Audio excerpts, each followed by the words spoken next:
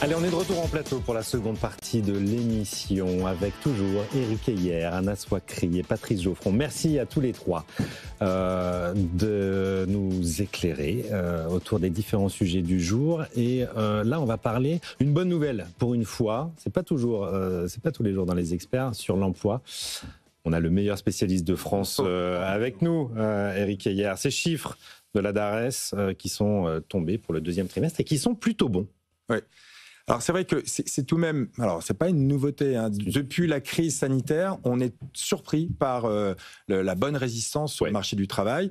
Donc ça fait des années que nos modèles, donc ça fait 5 ans que nos modèles se trompent, hein. Donc vous voyez, si on va avoir des ordres de grandeur, aujourd'hui dans le secteur privé, on produit 6,6% qu'avant la crise, 6,6.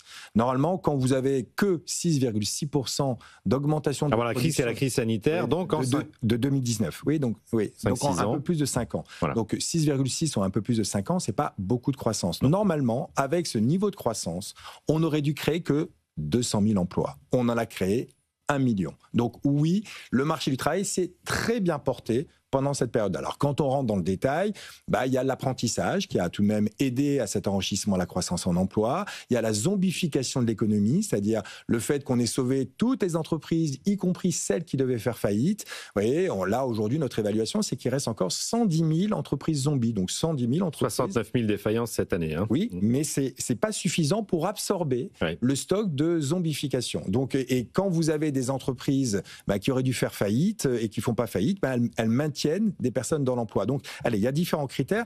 Il n'en reste pas moins que, oui, l'emploi résiste bien. Mais attention, il y a tout de même un retournement qui est significatif depuis maintenant 2 ans.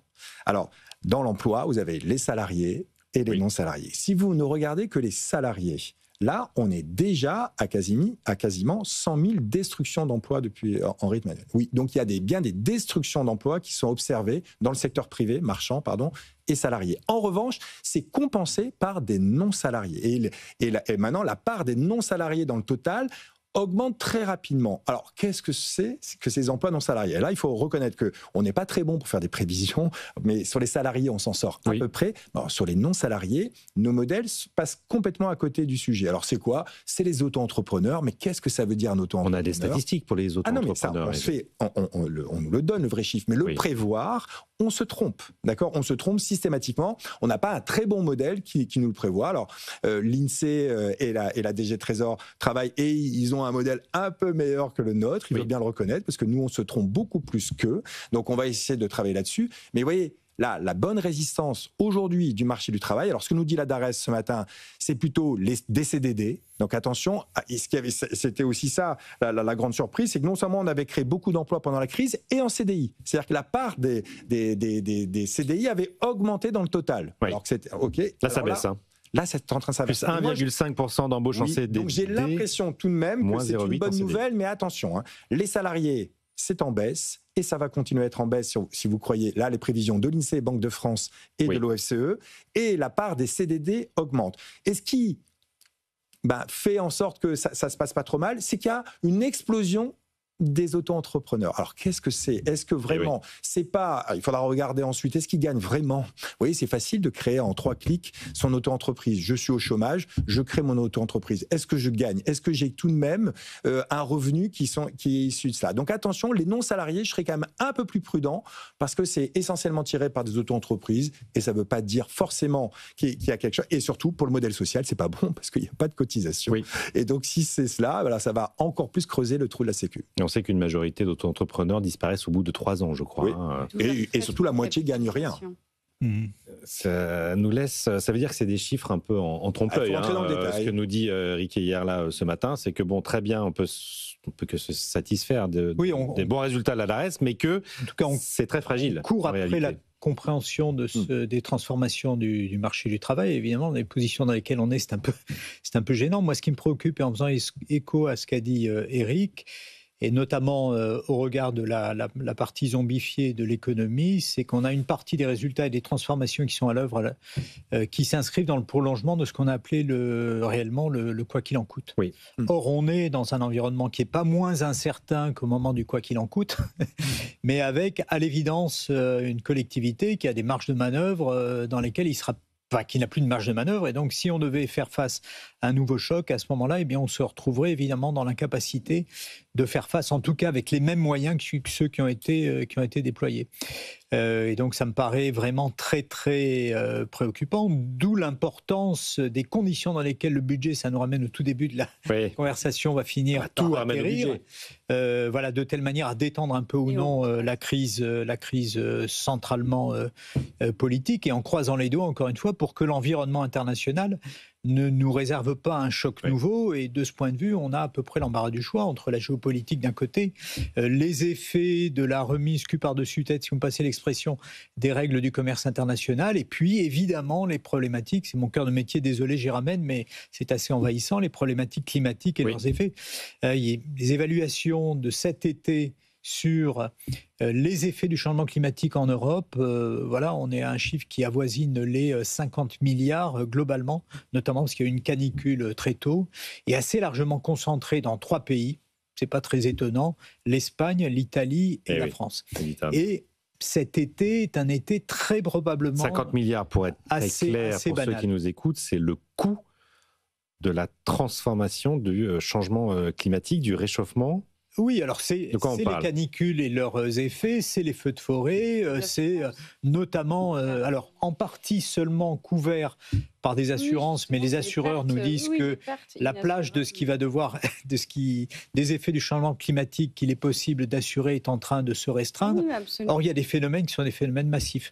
10 millions de logements sont dans des zones qui sont soumises à un retrait gonflement des argiles. Oui. Ce genre de choses qui vous fracturent en deux votre pavillon, et ça coûte quelques dizaines de milliers d'euros par pavillon. Comment fait-on ? C'est un phénomène patrimonial majeur. Comment fait-on ? Justement, il y a des solutions. Donc pour ça, il faut innover. Mais pour innover et s'adapter justement aux transformations en cours, on a besoin justement des emplois qui soient adaptés.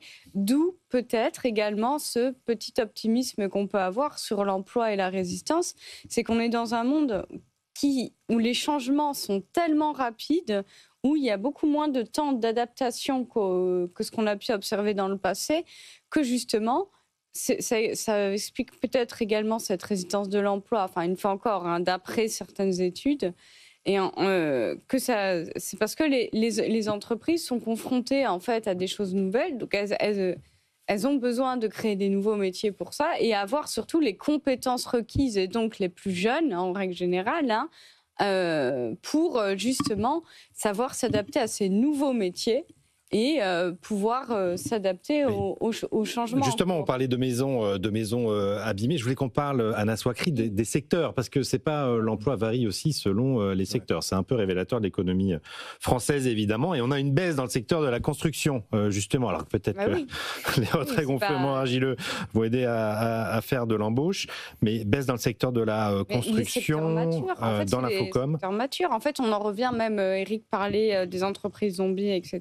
Effectivement, il y a eu beaucoup de choses qui ont été aidées par les aides au niveau national et les anciennes aides qui existaient au niveau européen. Il y a beaucoup de fonds de modernisation, etc., au niveau de l'Union européenne.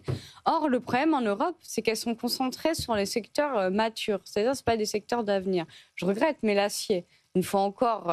caricatural. On entend en début de semaine, ça y est, super, roulement de tambour, bravo ensuite tout le monde.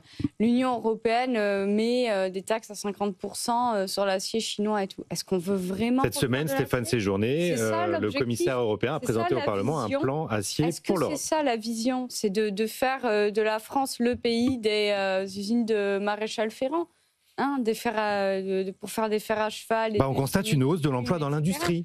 Donc, par exemple, justement, non. Éric Heyer, est-ce que ça veut dire que la réindustrialisation, ça fonctionne ? Alors, c'est compliqué. C'est vrai que l'industrie, on est très surpris parce que c'était dans ces secteurs-là où la productivité était importante. Donc, normalement, il faut beaucoup de croissance pour commencer à créer des emplois. Donc, normalement, là, on est très surpris parce qu'on continue à créer des emplois alors qu'aujourd'hui, vous voyez, j'ai dit qu'il y avait 6,6% d'activité de plus par rapport à 2019, mais dans l'industrie manufacturière, on est exactement au même niveau. Donc, il n'y a pas d'activité de plus qu'en 2019 et on a créé des emplois. Donc là, c'est des pertes de productivité. Mais vous voyez, on peut soit le dire, comme le dit le gouvernement, on a enrichi la croissance en emploi. Donc là, ça sonne positif. Et vous voyez, on peut aussi dire la même phrase, on a perdu en productivité. Et donc, vous voyez, moi, je ne comprends pas comment, en perdant... Mais du travail. Mais comment on perd comment, en perdant en productivité, d'accord, on peut demain avoir de la croissance. Donc, vous voyez, aujourd'hui, ce qui est très important, c'est puisqu'on a perdu en productivité, il faut se dire qui va payer cette perte de productivité. Et donc là, vous n'avez pas 36 acteurs. Hein. Soit ce sont les salariés, et on leur demande d'avoir des salaires plus bas que les prix, donc des pertes de pouvoir d'achat. Oui. Soit ce sont les entreprises, les entreprises disent non, allez, je te donne le salaire au niveau des prix pour pas que tu perdes, mais ça veut dire qu'elles doivent résorber leur marge, enfin elles doivent aller grignoter leur marge, et on sait que moins de marge aujourd'hui, c'est moins d'investissement demain, et donc moins d'emplois après-demain. Ok. Soit c'est l'État qui le finance. Il dit, tiens, je vais te donner des subventions et c'est moi qui compense ta perte de productivité. Mais là, ça fait du déficit. Et donc, vous voyez, quand on fait un petit bilan de ces 5 années et demie, qui a payé pour l'instant? Alors, ce n'est pas les entreprises. Globalement, les marges se sont maintenues au niveau de 2019. Bon, après, on peut parler par secteur, mais en macro, ça, c'est même légèrement au-dessus. Ce sont les salariés qui, en moyenne, ont perdu 2,2% de pouvoir d'achat. C'est encore le cas, ça? Oui, on entend beaucoup dire que les salaires 2025, ont rattrapé la crise inflationniste. Prenez les chiffres de la DARES, deuxième trimestre 2025. On n'a pas mieux. Le salaire mensuel de base, d'accord, depuis la crise énergétique, a augmenté de 13%. Les prix ont augmenté de 15%. L'écart est de 2. Donc oui, les salaires mensuels de base, encore une fois, ont augmenté moins vite que l'inflation. Donc il y a une perte. Et oui, ça se résorbe, c'est-à-dire que le salaire mensuel de base augmente plus vite aujourd'hui que les prix, mais ça n'a pas permis de compenser. Donc là, il y a les salariés qui ont perdu une partie et l'État qui est à 6% de déficit. Et les deux, là, nous disent, c'est terminé. L'État dit, il va falloir revenir à l'équilibre, donc on arrête l'apprentissage, donc on arrête les aides aux entreprises. Et donc du coup, les salariés nous disent, maintenant, on veut aussi retrouver un pouvoir d'achat. Et donc on se retourne vers les entreprises en disant, est-ce que c'est toi qui va absorber cela? Et elles nous disent clairement non dans les enquêtes. Non, on va ajuster l'emploi à la valeur ajoutée, c'est-à-dire on va refaire de la productivité, mais ça veut dire, dans un monde sans croissance économique forte, des destructions d'emplois. Bon, c'est ça, ce que nous avons dit. La productivité globale des facteurs. Parce qu'on reste déjà, on sait très bien que cette mesure de la productivité, une fois encore, on sait très bien qu'elle est très approximative. C'est compliqué. Surtout aujourd'hui. Et là, la productivité du travail, c'est facile. C'est la valeur ajoutée divisée par l'emploi. Donc là, c'est. Oui. Mais c'est ça qui fait les créations d'emplois. Et encore, parce qu'il y a beaucoup de variables, vous savez très bien, dans la productivité au travail qui contribuent. Il y a beaucoup de facteurs, l'engagement, la motivation, etc. Mais en tout cas, il faut justement tenir compte de la productivité globale des facteurs et qui peut être aussi, on en revient à ça, et c'est la même chose que pour désamorcer la cristallisation sur la retraite, réfléchir à comment on fait pour justement augmenter le PIB et augmenter la productivité globale des facteurs et ne pas créer des antagonismes justement entre gagnants, perdants. Ce que nous annonce quand même Éric hier gentiment, la Patrice Geoffron, c'est que 2026 va s'annoncer très compliqué. Oui, c'est compliqué 2026 et au-delà. Il y a en tout cas la combinaison de la baisse du soutien à l'apprentissage plus la montée de l'IA. Et vraiment, là, on est dans mon cœur de métier en tant qu'enseignant. C'est très, très préoccupant pour l'entrée sur le marché du travail. Puis par ailleurs, une petite remarque quand même sur l'industrie d'avenir et l'industrie du passé. Évidemment, si l'acier, c'est pour faire du fer à cheval, je souscris. Alors, je n'ai pas dit du passé, c'est faire autrement. Attention, je ne veux pas qu'on me taxe. Je termine. Si c'est pour faire de l'acier décarboné et concourir notamment à la souveraineté, à un moment, on nous demande en Europe d'investir 800 milliards dans l'armement, on peut comprendre qu'il y a la nécessité de garder une base industrielle dans ce domaine. Bon, ce qui nous amène